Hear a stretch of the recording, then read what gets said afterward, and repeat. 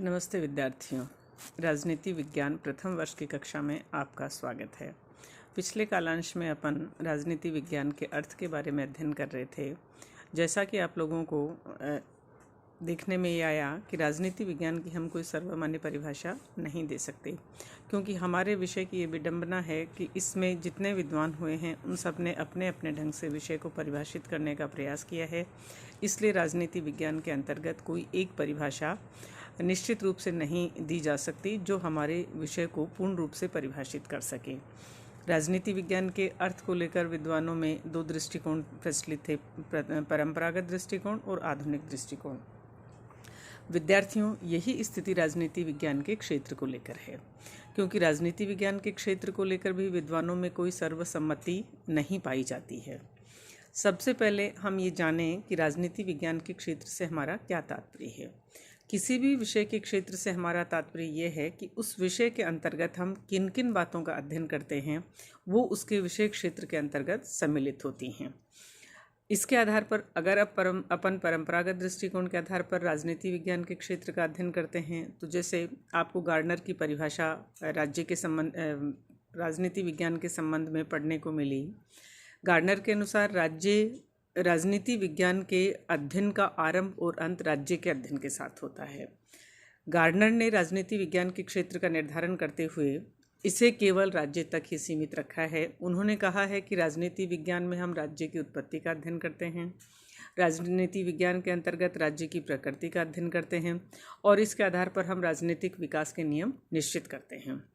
दूसरी तरफ एक विलोबी नामक विद्वान हुए हैं जो राजनीति विज्ञान के क्षेत्र के अंतर्गत राज्य सरकार और कानून को सम्मिलित करते हैं।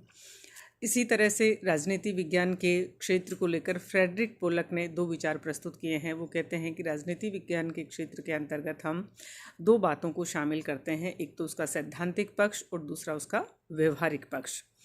विद्यार्थियों, जब हम परंपरागत दृष्टिकोण के विद्वानों के द्वारा जो राजनीति विज्ञान का दृष्टिकोण प्रस्तुत किया गया है उसका विश्लेषण करते हैं, तो हमें प्रतीत होता है कि जब हम राज्य के बारे में अध्ययन करते हैं तो स्वाभाविक रूप से राज्य के अंतर्गत सरकार सम्मिलित होती है। सरकार के साथ साथ जब हम बात करते हैं कानून की, तो वो भी सरकार के क्षेत्र के अंतर्गत ही शामिल है। अर्थात हम राज्य, सरकार और कानून को पृथक पृथक नहीं कर सकते हैं। राज्य का निर्माण सरकार के बिना नहीं हो सकता और सरकार का अस्तित्व राज्य के बिना संभव नहीं है।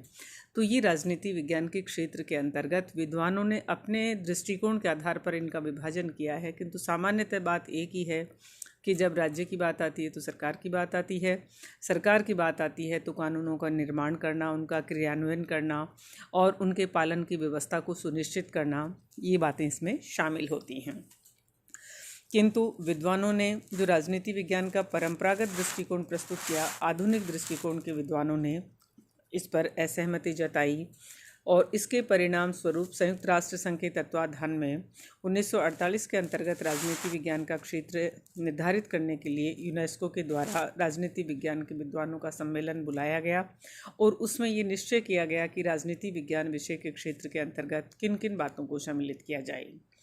तो विद्यार्थियों, यूनेस्को के द्वारा राजनीति विज्ञान के क्षेत्र के अंतर्गत आधुनिक दृष्टिकोण के अंतर्गत राज्य और राजनीतिक संस्थाओं को शामिल किया गया। राज्य और राजनीतिक संस्थाओं का जब हम अंतर्राष्ट्रीय स्तर पर अध्ययन करते हैं तो राज्य की प्रकृति के बारे में, राज्य की उत्पत्ति के बारे में, उन राज्यों के अंतर्गत जो राजनीतिक संस्थाएं हैं उनके बारे में अध्ययन करते हैं। जैसे मान लीजिए अलग अलग राज्यों के अंतर्गत किस प्रकार की शासन व्यवस्थाएं हैं, कहीं संसदीय व्यवस्था है, कहीं अध्यक्षात्मक व्यवस्था है, कहीं एकात्मक व्यवस्था है, कहीं संघात्मक व्यवस्था है। तो ये शासन व्यवस्था के अलग अलग प्रकार इन राजनीतिक संस्थाओं के माध्यम से हमें अध्ययन करने को मिलते हैं। इसलिए आधुनिक दृष्टिकोण का ये मानना है कि राजनीति विज्ञान का क्षेत्र व्यापक है, क्योंकि इसे हम किसी निश्चित सीमा के अंतर्गत बांधने का प्रयास नहीं कर सकते हैं। इसमें हम संविधानों का अध्ययन करते हैं।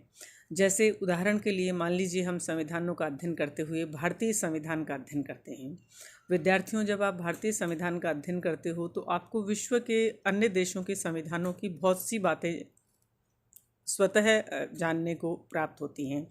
जैसे हमारे संविधान निर्माताओं ने विश्व के प्रमुख देशों के संविधानों का अध्ययन किया और उनके अंतर्गत जो महत्वपूर्ण बातें लगी उन्होंने भारतीय संविधान के अंतर्गत उनको स्थान प्रदान किया। यही कारण है कि हमारा संविधान विश्व का सबसे बड़ा संविधान है।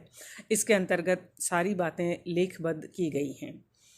तीसरा इसके अंतर्गत है राजनीतिक दल, दबाव समूह है और जनमत। इनका हम राजनीति विज्ञान के क्षेत्र के अंतर्गत अध्ययन करते हैं।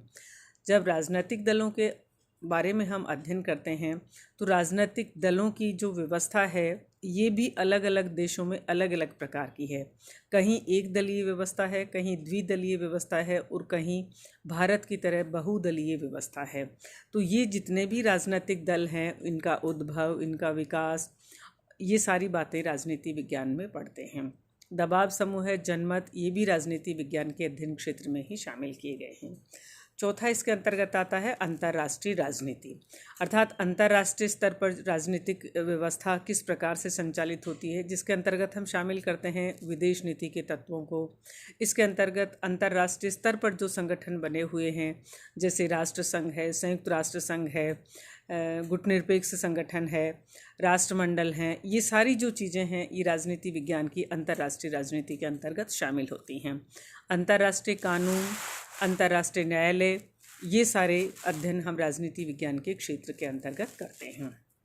तो जैसा कि आपने देखा कि राजनीति विज्ञान के क्षेत्र के अंतर्गत किन किन बातों को शामिल किया गया है, आधुनिक दृष्टिकोण से ये बात भली भांति स्पष्ट हो जाती है कि राजनीति विज्ञान के क्षेत्र को हम निश्चित सीमाओं के अंतर्गत नहीं बांध सकते हैं, क्योंकि राजनीति विज्ञान के क्षेत्र के अंतर्गत हम देश विदेश की घटनाओं का अध्ययन करते हैं और इसके अंतर्गत हम प्रतिदिन घटित होने वाली घटनाओं को भी शामिल करते हैं। इसलिए जिन विद्वानों ने राजनीति विज्ञान को एक निश्चित क्षेत्र में बांधने का प्रयास किया, वो राजनीति विज्ञान का क्षेत्र निर्धारित नहीं करते हैं, क्योंकि राजनीति विज्ञान का क्षेत्र अनंत है, अनिश्चित है और प्रतिदिन घटित होने वाली घटनाएं इसके अंतर्गत शामिल होती हैं।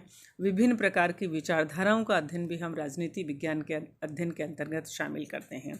तो इस तरह से आज के इस कालांश के अंतर्गत हमने राजनीति विज्ञान के अध्ययन के क्षेत्र के बारे में अध्ययन किया। अगले कालांश में हम राजनीति विज्ञान की प्रकृति का अध्ययन करेंगे। धन्यवाद।